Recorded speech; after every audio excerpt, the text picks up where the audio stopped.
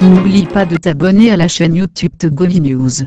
Le rédacteur en chef du journal Nouvelle Écho, Joachim, bonjour.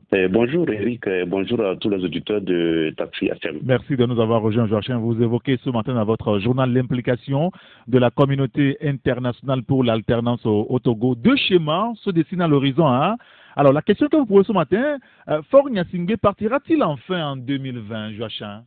Justement, Eric, je voudrais d'abord préciser que le 9 novembre dernier, le Conseil des ministres a adopté un texte de loi, de modification de loi. Et il y a deux versions présentement qui circulent. Notre article tient compte de la version que nous avons à notre disposition. Je tiens d'abord à apporter cette précision avant de parler de l'article. Parfait. Justement, nous disons que deux chemins se dessinent à l'horizon. On se demande si FOR partira enfin en 2020 par rapport à l'implication de la communauté internationale.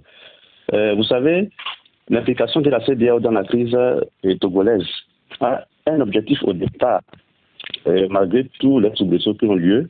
En fait, l'objectif principal était d'aller aux élections transparentes, apaisées et acceptées par tous. Et avec ces conditions, vous savez, on doit aboutir forcément à une alternance politique.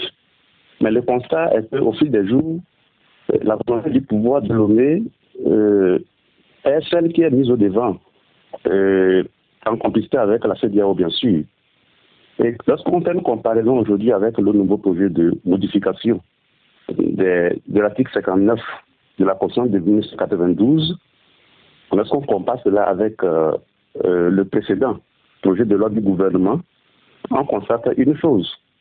À l'époque, on disait que les mandats réalisés et le mandat en cours ne sont pas considérés, ne sont pas tenus compte dans l'article 59 de la limitation des mandats à l'époque. C'est ce qui était dit. Aujourd'hui, la version que nous avons dit exactement que l'article 59 dit ceci: le président de la République est élu au suffrage universel libre, direct, égal et secret pour un mandat de 5 ans renouvelable une seule fois.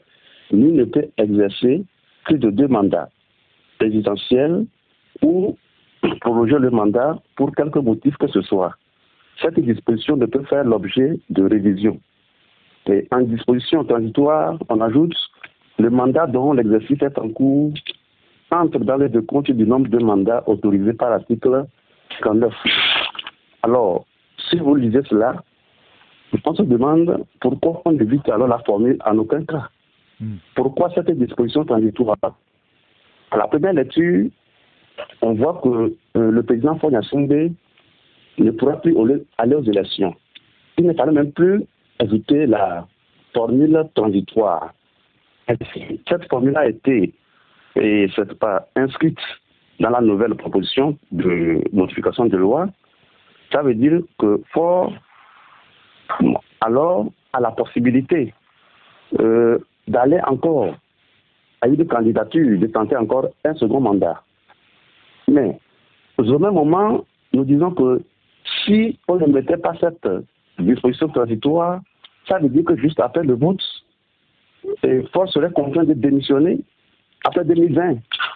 Voilà pourquoi nous disons que avec ce nouveau projet de loi que nous avons à disposition et que l'expert de la CEDEAO a contribué à rédiger, ça veut dire que la communauté internationale qui aujourd'hui suit de près la CEDEAO et qui la soutient apparemment veut que Faure, au plus des cas, tente une chance encore ou alors arrête en 2020.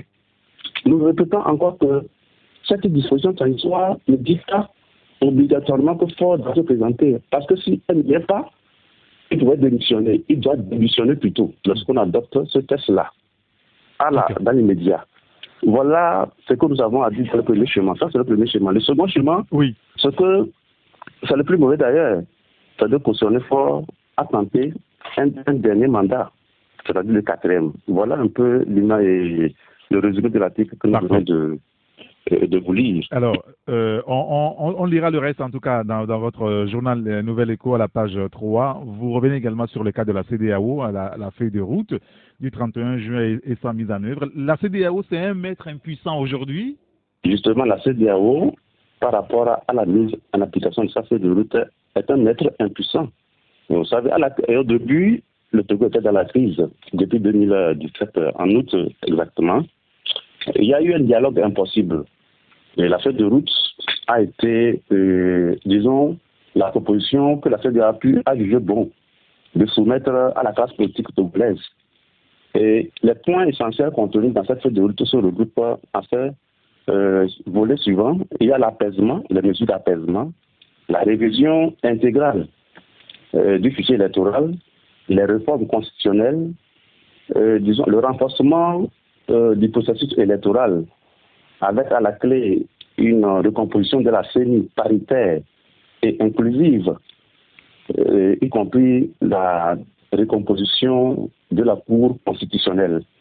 Mais le constat, c'est que la CEDEAO, par moment, donne l'air de vouloir s'imposer en maître. Et par la suite, elle se laisse marcher dessus par le pouvoir. Je donne l'exemple des travaux du 23 septembre, où il a été dit clairement que la CENI doit être recomposée à raison de 8 par chaque parti. Mais après leur départ, c'est le contraire que nous avons constaté sur le terrain. La CENI a foncé tout droit, toute seule, sans la C14.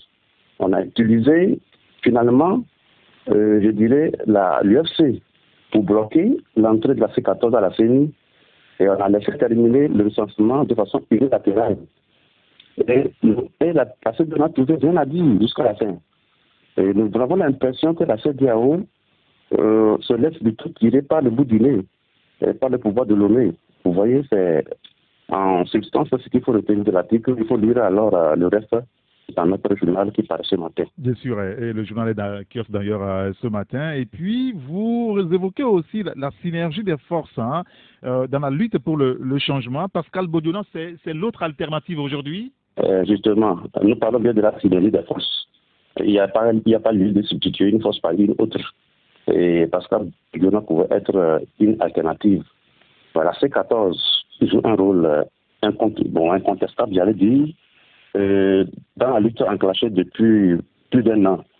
Beaucoup ont prédit son explosion. Il y a beaucoup de personnalités, beaucoup d'observateurs qui ont prédit que la C14 devait exploser en moins de quelques mois.